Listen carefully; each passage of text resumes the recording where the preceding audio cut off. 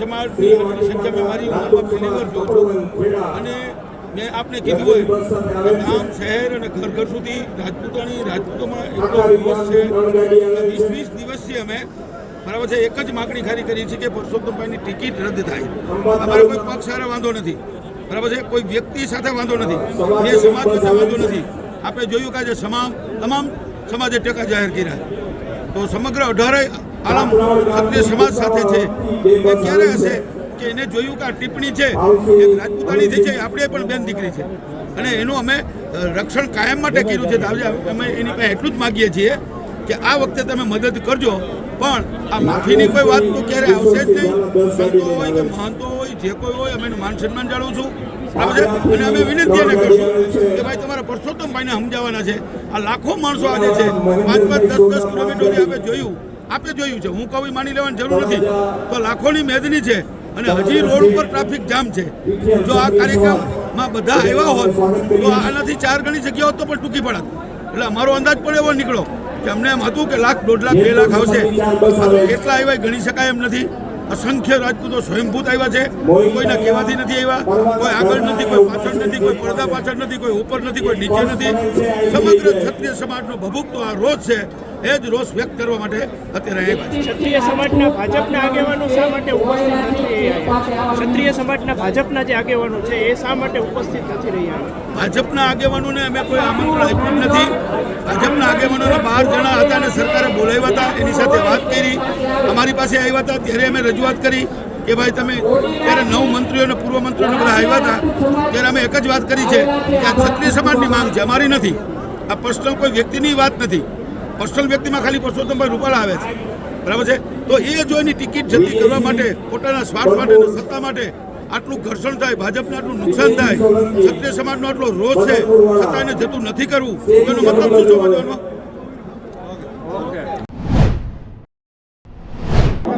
અમે પહેલાં પણ કહ્યું હતું કે પરસોત્તમ રૂપાલાની રાજકોટમાં ઉમેદવારી રદ નહીં થાય તો ક્ષત્રિય સમાજ દ્વારા 24 તારીખથી શરૂ કરી અને તારીખ આજે 14 થઈ અનેક કાર્યક્રમો આપવામાં આવ્યા અને આજે છેલ્લો પડાવ અમારી રણનીતિનો પાર્ટ 1 આ છેલ્લો પડાવ એ રાજકોટ રતપુર ખાતેનું ક્ષત્રિય મહાસંમેલન.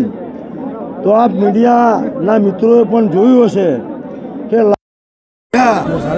આજે ક્ષત્રિય સમાજના યુવાનો, ભાઈઓ, બહેનો ઉપસ્થિત હતા.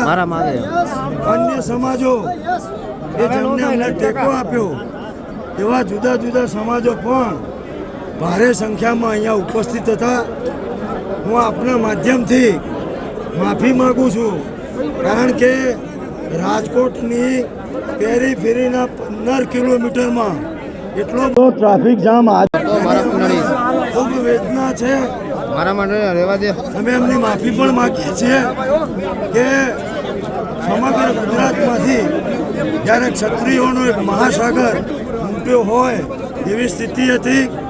અમારા ઘણા બધા યુવાન મિત્રોને, બહેનોને તો 4 કિલોમીટર સુધી વાહન બંધ કરી અને ચાલીને આવવું પડ્યું હતું. એટલે પહેલાં તો ક્ષત્રિય સમાજ અને સમાજને સહયોગ આપનાર તમામ સહયોગી સમાજોને હું સંકલન સમિતિ, કોર સમિતિ અને અમારા ક્ષત્રિય સમાજ વતીથી શુભકામના, અભિનંદન પાઠવું છું, ધન્યવાદ આપું છું અને નતમસ્તકે વંદન કરું છું.